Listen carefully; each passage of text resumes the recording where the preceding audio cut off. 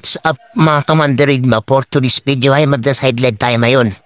So meron tayong kakabit ng motor and filter. Alright, dahil lagi tayo nakaka-copyright, ako na lang ang kakanta. Nasa ulap ba ang iyong mga mata?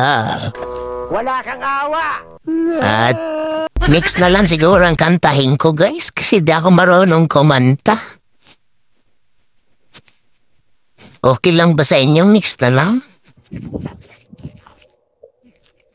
Ano ba ang kakantahin ko para di kayo mainip sa aking vlog na ito?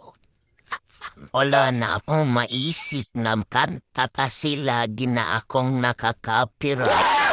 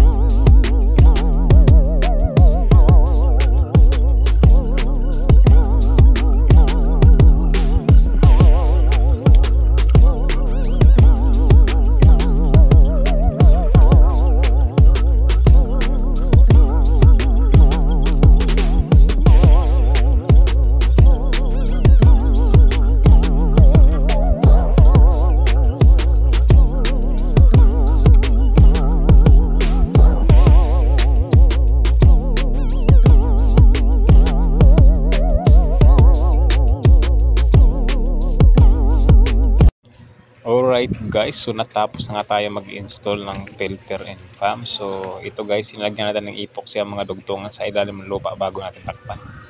So sa mga gumagawa guys, lagyan nyo lagyan ng epoxy para iwas leaking.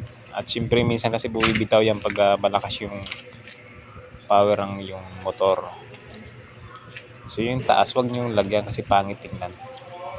So tapos na tayo dito.